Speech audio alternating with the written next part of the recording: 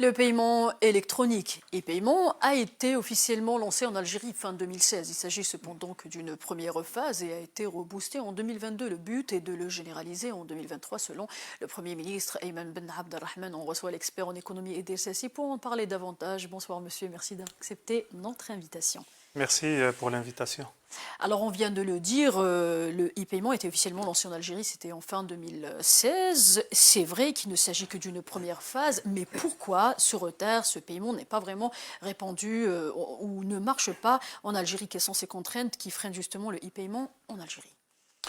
Alors, le constat est effectivement partagé par tout le monde. Il y a, ça se déclenche pas facilement et puis ça va lentement. Malgré les opportunités, parce que toute situation de récession ou de crise comme la crise sanitaire suppose quelque part, comme on dit, risk and opportunity. Ça veut dire en face de la crise Covid, on s'attendait quand même qu'il y ait un décollage du e-paiement, de l'utilisation, de la dématérialisation du paiement. On n'a pas vu cette tendance partir comme ailleurs. Alors, les raisons, moi je dirais que j'y étais en 2015, entre parenthèses, pour la mise en place de l'environnement de la monétique en Algérie, puisqu'il y a les régulateurs de la monétique qui sont, ils ont créé un organisme, une sorte de mutualisation du risque. Donc, en termes de sécurité, les choses sont bien faites, les normes ont été écrites, l'agrément des grands facturiers, comme on dit, ça a été fait, mais je pense qu'il est temps peut-être de tirer des conclusions par rapport à ce fonctionnement et ses limites quelque part. Donc, nous avons effectivement une grande fréquentation des sites de paiement, et des sites de commerce, de e-commerce sur le net, qui n'est pas reflété via les statistiques du e-paiement en Algérie. Le e-paiement, on le voit, il est porté essentiellement par les organismes publics. Donc les gens ils vont sur le net pour payer la facture d'électricité, acheter un billet d'avion ou même certaines compagnies d'assurance. Alors, il y a plusieurs manières de regarder, hein, d'accord? Donc sur le plan de réglementation, de la régulation de cet environnement, à mon avis, il faudrait introduire plus d'agilité. Plus d'agilité, nous avons une première boucle qui a été créée à un moment donné, dont la sécurité est très élevée. Elle a été portée par une mutualisation des banques et des institutions qui sont en charge du e-paiement en Algérie. Il faudrait peut-être envisager un deuxième cercle qui puisse permettre à des start-up plus agiles. Quand je dis plus agiles, qui regardent l'expérience client, client journey comme on dit, l'expérience client, elle est très importante. Je suis une institution, je n'ai pas l'agilité d'un acteur, on les voit sur le net. Nous avons un très grand site d'achat et de vente en Algérie qui est classé même à un niveau continental. Donc les statistiques, nous avons les statistiques. Mais en face, le paiement ne suit pas.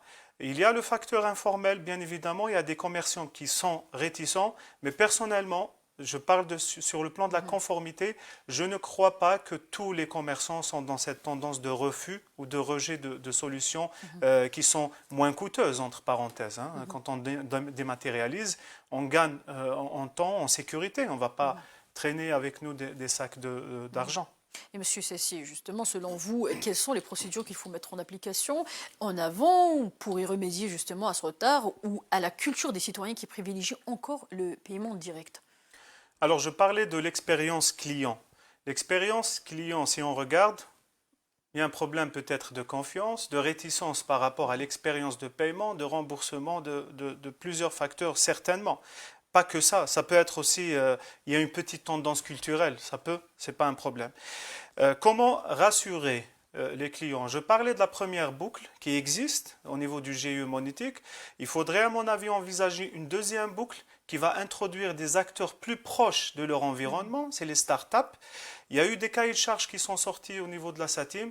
Leur exigence est restée toujours dans cet esprit de première boucle, c'est-à-dire de grandes sociétés, de grands facturiers. Le grand facturier, certes, il peut couvrir une partie des attentes, mais nous avons une population jeune, nous avons une population qui n'est pas forcément là pour payer des factures d'électricité. Nous avons un vécu qui est notre vécu, nous avons notre culture. Je pense que créer un deuxième cercle réglerait, apporterait plus d'agilité. Je ne parle pas de flexibilité, je parle d'agilité parce qu'ils sont plus proches du client final. Ça, d'une part. Partir maintenant vers le réel, il y a eu une société qui devait mettre en place les TPE. C'est des instruments qui sont importés, c'est des investissements. Les commerçants, qui va payer quoi? Est-ce que c'est rentable? Nous savons tous réellement que la carte n'est pas forcément une opération rentable pour la banque. Elle est rentable autrement puisqu'on réduit les coûts. Nous avons maintenant la chance, on parlait tout à l'heure de risques et opportunités en face, que le e-paiement, donc c'est une nouvelle génération dont justement, je crois, nous allons en parler, le Premier ministre a cité lors de son discours.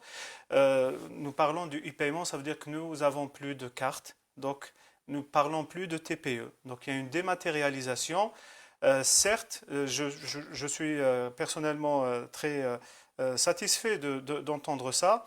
Il y a certainement des investissements différents qui devraient se faire dans le temps. On parlait de mutualisation des efforts des acteurs sur la place. Un data center, à un moment donné, c'est nécessaire. Il était prévu dans les plans, dans le passé. J'espère que ça verra le jour. C'est pour la sécurité des transactions, mais c'est pour aussi permettre d'aller vers un volume plus important des échanges. Et M. Sessi, le Premier ministre, et même Abdelrahman a annoncé que l'Algérie ou que la Banque d'Algérie compte adopter une monnaie numérique nationale sous le nom du dinar numérique algérien. Parlez-nous de cette monnaie numérique. Quelles seront les retombées d'une telle décision?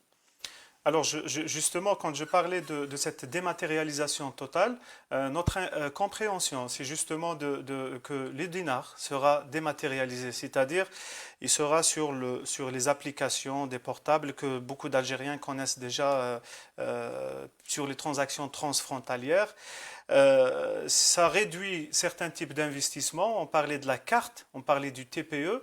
Donc ça, c'est des instruments qui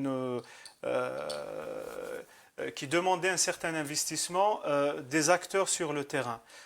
Donc c'est une très très bonne chose. Nous avons l'avantage, entre guillemets, du dernier arrivant, c'est-à-dire qu'on va mettre en place, je l'espère, les dernières technologies. Je l'espère qu'on va partir sur des technologies qui sont déjà rodées en termes de stress test, en termes de coûts et en termes d'efficacité par rapport à des environnements qui ressemblent à l'environnement algérien. On peut citer les efforts publics pour l'intégration du e-paiement dans certains pays, comme le premier pays dans le e-paiement actuellement, c'est l'Inde. Les autorités indiennes sont parties jusqu'à payer des smartphones à leurs citoyens. Ils ont appliqué une politique sur 3 années. Ils ont accompagné ce deuxième cercle dont je parle de facturiers plus agiles, plus en adéquation avec leur environnement.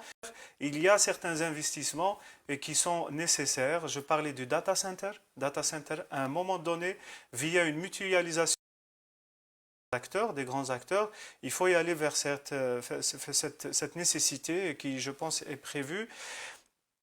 Alors, le e-dinar, c'est très certainement un moyen aussi d'encourager certains parties, certains acteurs économiques à une bancarisation. C'est une forme de bancarisation. Ça ne devrait pas remplacer la banque. Ce n'est qu'un moyen de paiement. Il ne faut pas penser que avoir un outil de paiement veut dire qu'on a bancarisé, mais c'est une étape. Ça va créer de la confiance, surtout les améliorations qu'on est en train d'entendre aussi de télécom, c'est très important. Ça veut dire qu'il faut qu'il y ait une efficacité derrière. Merci, M. Sessi. Je rappelle que vous êtes expert en régulation économique. Je vous en prie.